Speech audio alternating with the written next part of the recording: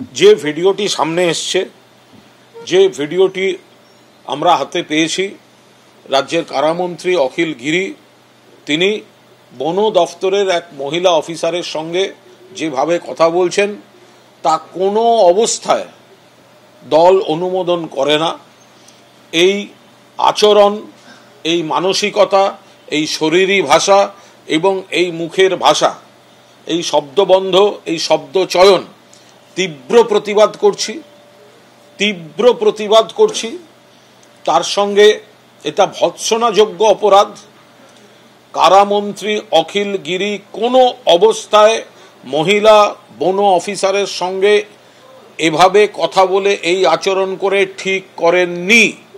যে ধরনের শব্দ তিনি বলেছেন এগুলি নিশ্চিতভাবে আপত্তিকর। একেবারে অখিল গিরি সরাসরি হুমকি দিচ্ছেন, আঙুল উঁচিয়ে শাসাচ্ছেন মহিলা ফরেস্ট অফিসারকে। মহিলা ফরেস্ট অফিসার সরকারি নির্দেশ পালন করতে গেছিলেন।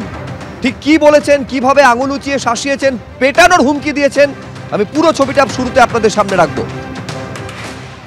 স্যার আমি ডিউটি করছি বলে তুলে নেবে? আপনাকে ডিউটি এখান থেকে না স্যার নাইট ডিউটি করেছে আমার স্টাফ। যে দোকান না বসে নাইট ডিউটি নাইট আপনিই বলেছেন কে নাইট ডিউটি করতে বলেছে? স্যার আপনি বলেছিলেন যে দোকান না বসে আপনি রাত্রিবেলা কেন কাটলেন আমি জানতে চাই। রাত্রিবেলা কেউ কাটেনি। 11টার সময় কাটেছেন? কেউ কাটেনি।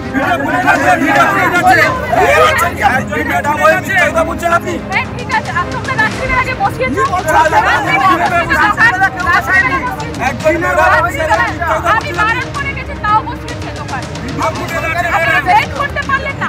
আমি তো বললাম বসবো, আমি বসবো, তাও আপনারা ওয়েট করতে পারলেন না।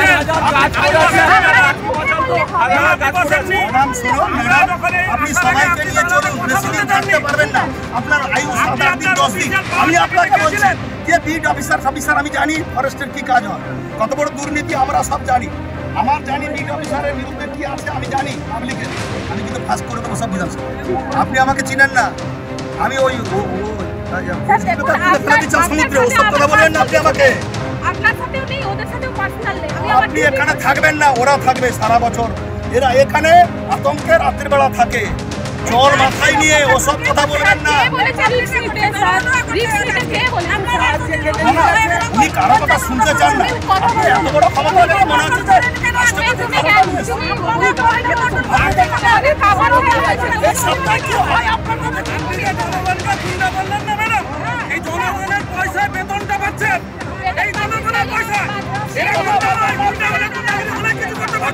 আমরা নিলাম, এর ভিতরে যদি আপনি আসেন আপনি ফিরে যেতে পারবেন না। আমি আপনাকে বেশি কথা বলবেন না। আপনি একদম সরকারের সরকারি কর্মচারী মাথা নিচু করে কথা বলবেন।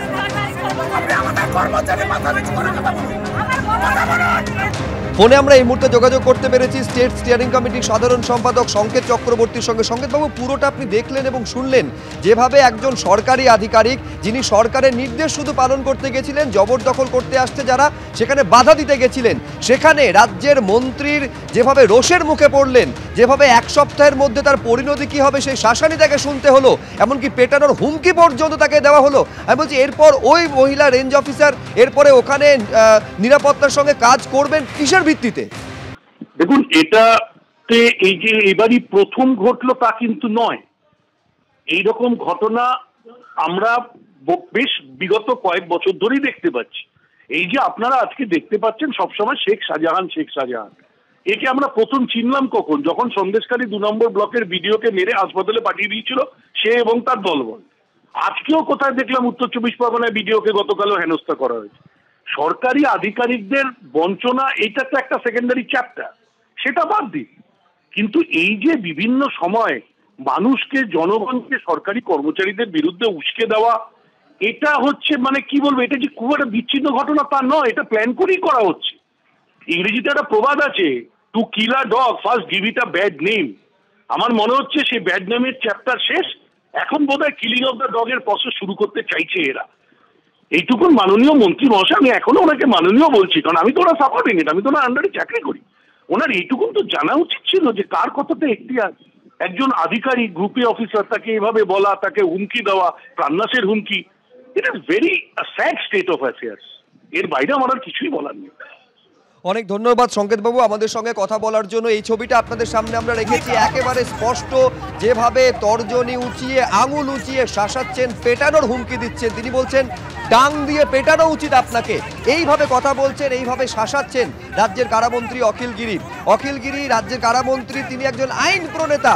ফলত এইখানে প্রশ্ন উঠছে যে বারে বারে এই ধরনের ঘটনা, এই ধরনের কুকথা, এই ধরনের উক্তি কেন কারামন্ত্রীর মুখে শোনা যাচ্ছে।